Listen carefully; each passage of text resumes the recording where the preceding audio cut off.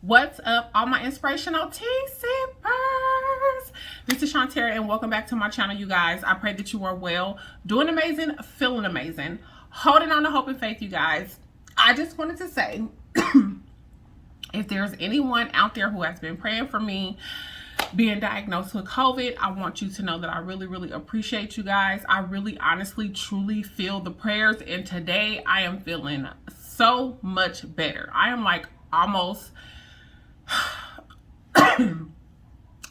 back to myself. Like, I still can't taste or smell. My nose is still burning, but my body aching has decreased so much. The sleepiness is letting up, the tiredness is letting up, and I just cannot. I'm absolutely extremely humbled and just very thankful, being that my uncle back home just passed away from COVID last night. You guys, vaccinate or not, it is your choice. I suggest that you do wear a mask and continue to wash your hands and sanitize and stay clean and stay safe. Other than that, I wouldn't really get all into the news because it is very depressing with everything just kind of like flaring up. I really don't think that it's nothing to like be so scared to where you're like scared to make a move. You know what I'm saying? Like, just live your life, be careful, wear a mask, do the best you can do, take your immune support, make sure you're taking your elderberries, drinking your emergencies, keeping your immune built up, and just staying safe as possible. You know what I mean? Like, that's really that's really pretty much it. That's all I have to say about that. So, I mean, now at this point, people are kind of like exiling you if you're not vaccinated and all that other stuff. To each his own. Everybody has their own choice and opinion or whatever. To be vaccinated is not going to prevent anything. This is all the will of God and what is to happen. So other than that, I don't know. Anyways, I wanted to talk about, thank you so much. Anyways, in today's video, I wanted to talk about you know, on a self-love journey. I wanted to talk about how do you know that your self-love journey is working? Like, how do you know that you're making progress? How do you know that, you know, you're actually doing the work and you're taking the steps to love on yourself?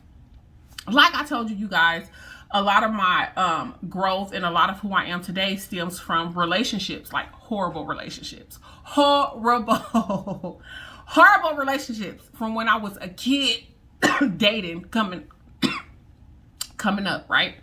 So I want to say it is vital. It is so vital and so crucial that you learn to love yourself wholly and completely, you guys, because there are so many people out here in this world. There are so many people. The more that I deal with people and the more that I interact with different people and the more people that I come across, you guys, I'm not saying that I'm perfect, but there are a lot of mentally unstable individuals. There are a lot of mentally unstable individuals. There are a lot of people who do not hold themselves accountable. There are a lot of people who are immature. And I would have to say I'm still immature in some areas as well. But I am constantly working on that. But for the most part, I'm genuine. I have my best interest, your best interest at heart. You know, I care. You know, I'm loyal, I'm fair, I'm a super empath, and you know, I really love people. But what I wanted to say is, well, I guess I've already started saying it. Excuse me, my mind is like all over the place. I have a lot to say. There are people out here who are mentally, you know, unstable, right? They're mentally unstable and they don't love themselves.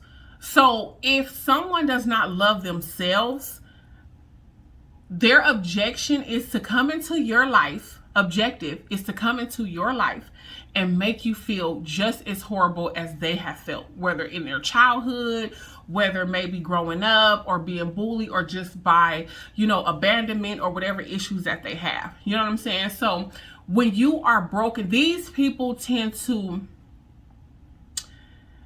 cling to super empaths or empathic people or super happy people or loving people or joyful people, because that's what they feed off of. But their job is to come in and to make you feel just as horrible as they feel. And when you do not love yourself wholly and completely, it allows them to come in and kind of just reap havoc. That's why we have to have these horrible relationships, or at least one really horrible relationship that will make you look at yourself like, oh my goodness, let me learn how to love myself, because I be damned if somebody else come into my life and treat me like this. Let me get my boundaries. Let me set my morals. Let me figure out what the problem is, because we're not about to do this. We're not about to do this. I'm worth more than this. You're not going to treat me any kind of way. You're not going to talk to me any kind of way.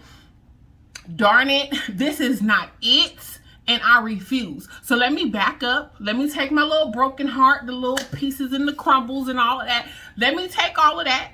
Let me stop and assess the situation, do the work, get healed and whole, and then come back. You know what I'm saying? So that I never experience these type of experiences again. Because if you don't love yourself, there is no way that you can love me correctly. You know what I'm saying? So self-love is the number one. And if we can understand that we are created in God's own likeness and image, and that he knew us before we were even formed in our mother's womb. He knows the numbers. He knows the number of hairs on our head. He knows everything about us. He knows the ins and the outs. For his plans for us is to do good for us and not harm. You know what I'm saying? But a lot of the times we get our hands in it. We're broken because of situations and different things that has happened to us in the past. And we get caught up in these relationships that are just like, what in the world?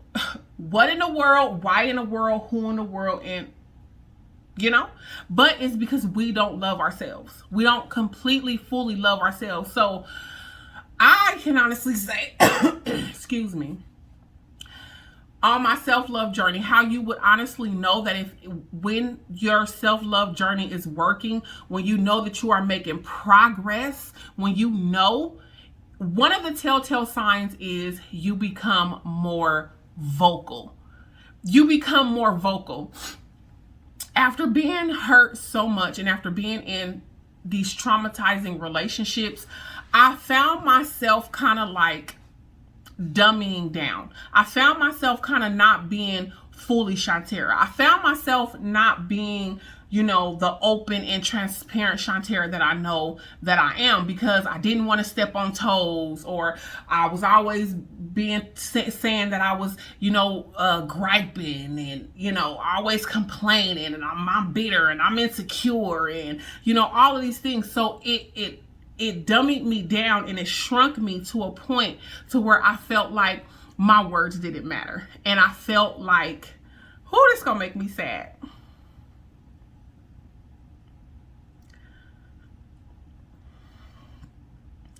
It felt like my words didn't matter. Like, it made me feel like what I had to say was problematic. What I had to say, didn't mean anything. What I had to say was combative. What I had to say was coming from a bipolar state. What I had to say was coming from depression from a broken childhood. What I had to say, didn't mean anything. And as I took a step back and began to assess these relationships and began to love on myself and began to allow God to just like show me who I really was in him, I'm gaining my voice back. Like, I'm gaining my voice back. I can express what I want to say. Of course, there's a way to say what you want to say, but I'm gaining my voice back. I'm gaining my confidence back. I'm gaining, I really don't care at this point, respectfully, how anyone feels about what I have to say. You know what I'm saying? Because what I say matters. What I have to say matters. the things that go through my mind, the things that I'm processing, how I feel, how I want to be respected, my boundaries, my loyalty, my character, those things matter to me. They're on the forefront. They matter to me. That's what makes me who I am. You know what I'm saying? And so how I know that my self-love journey is working and I am progressing is because I now have a voice. Come family member, friend, sister, brother, foe, uncle, mother, I have a voice. I'm going to speak. I'm no longer going to allow anyone to disrespect me. I'm no longer going to allow myself to sit in the midst of toxicity. I'm no longer going to allow myself, because for so long, I've sat in the midst of that. For so long, I felt like I was less than and just dealt with what I felt like was handed to me. Like I just had to deal with it because it was handed to me. The devil is a lie. I don't have to deal with toxicity. I don't have to deal with disrespect. I don't have to deal with, being shamed or feeling insecure or feeling less than. I don't have to deal with depression. I don't have to deal with the insecurities of another individual. I don't have to deal with that. And I know that now. I don't have to deal with jealousy. I don't have to deal with those things. You know what I'm saying? That is not my portion. And I know that now. And so when I begin to feel a certain way, or when I am experiencing experiences that looks like my past, or just things that I feel like is not right, you guys, I am speaking up. I will not allow anyone to disrespect me. I will not allow anyone to talk crazy to me. I will not allow. Now granted, I've had my faults. I have my faults. You know what I'm saying? But that's where apologizing comes into play. And that's where doing better the next time around. You don't just sit in your faults. You know what I'm saying? You apologize. You make those necessary steps and you move forward and you do better. And there are a lot of people who are not capable and or able to do those things. So if you begin to find your voice, and then once you find your voice, oh baby, let all hell break loose. Now you doing too much. And now a lot of people are not going to see and or understand once you start finding your voice again, and once you start speaking your truth. They're not going to like it. But guess what? It does not matter. It doesn't even matter. You know what I'm saying? It does not matter. Your truth is your truth. And this is the process that's going to get you to your God-given purpose.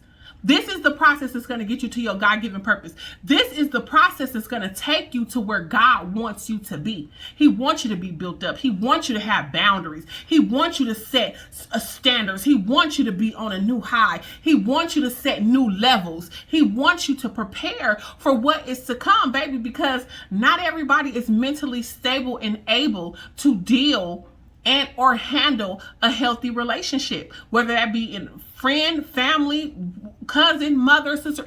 It's across the board. So when your self-love journey is working, when you begin to find your voice again, and when you begin to give 2-0 about what somebody else has to say or think about how you feel, and how you set the standards and the boundaries and the tone for how you are to be treated in your life. You now have a voice. Your voice matters. How you feel matters. No, I'm not going to accept that. No, you're not going to talk to me that way. No, I'm not dealing with this. No, I have nothing to say about that. No, and no. Say it with me. No. No. Oh, you think you all loud? You think, yeah. Yes, I do. Yes, I do. I am on a journey to being better than I was yesterday. And the only person that I am in competition with is this person that's looking right back at me. I'm not worried about the next woman. I'm not worried about the next man. When your self-love journey is working, when you no longer have to go through his or her phone. You don't have to go through his or her phone. Why? Because you know that all things that happen in the dark, everything you do in the dark will come to the light. So I don't have to look through your phone anymore. I'm not insecure to the point to where I need to look through your phone.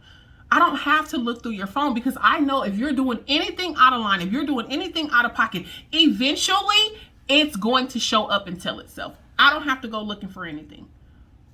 And when it happens, if it ever happens, I'll deal with it when we get there. And I'll move on. Other than that, that's how I know that my self-love journey is working. I don't have to go through your phone. I don't have to go through your phone. I don't have to ask you 150,000 questions as to where you were, who you're inboxing, why is this person texting you. I don't have to ask any of those things. Why? Because Shontera is in love with Shontera. And if you decide to make those choices and decisions that affects you in such a way to put this relationship at risk, not realizing and recognizing the standard and the caliber of a woman that stands before you, that sounds like a personal problem to me. That sounds like a personal problem to me. That sounds so personal. There's nothing I can do about that. Those are your choices and your decisions. It's what we do with those choices and decisions that makes all the difference. So that's how you know when your self-love journey is working. You feel a little bit better. You stand up a little bit taller. You can hold your head a little bit higher. You can smile a little bit more. You can have an opinion, and you no longer have to sit and wait. What do I say? Or how do I say how I feel? Or let me give this person some time. Or let me make sure I'm saying the right thing. Or, I don't want to say nothing because I don't want them to think that I'm always fussing and complaining. I don't want them to think, whatever. No. When it happens, we're going to address it right then and there. And we can do it respectfully, and we can do it loving. But we're going to address the situation. We're going to address how I'm feeling. We're going to address, why? Because how I feel matter. How I feel matter. How I want to be treated matters. My morals, my standards, and my guidelines, they matter. So once you begin to love yourself wholly and completely, once you begin to really, really, really get an idea, and I'm not saying you're going to figure it out overnight because it is a process. I'm not saying you're going to figure it out overnight, but you know that you're making these steps when you begin to stand up for yourself, when you begin to speak boldly, when you begin to not care about what anyone has to say about you and how you feel, and not allow people to persuade you and make you think that what you're saying is over the top. What you're saying is oh so much. What you're saying is no one will ever be able to meet your standard. What you're saying is way over the line. That is a lie from the pit of hell. That's a lie from the pit of hell. You're not asking for too much. You're not too much. The problem is you're asking the wrong individual for the things that you need. Come on now. Miss one, next 15, one coming. Bye. We're not playing these games anymore. We're not playing them anymore. We played them too long and now we're tired. Well, I'm speaking for myself. I'm tired. I'm tired. I know who I am. I know what I deserve. I know what I want. I know what my future looks like. I know what my kids deserve. I know the type of spiritual leader that they deserve to have in this home to help lead them and guide them and into the way that they should go. Not saying that it's to replace God, because he is our counselor and our leader, but they deserve a spiritual father. They deserve that. And they will have it.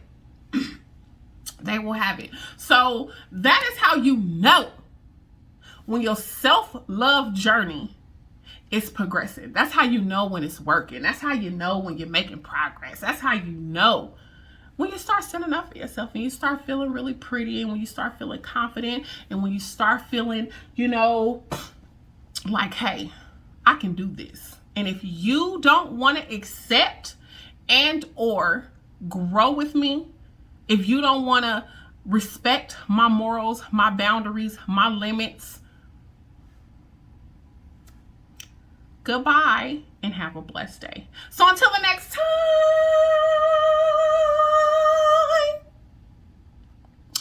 inspire, be inspired. I love you guys. God bless you.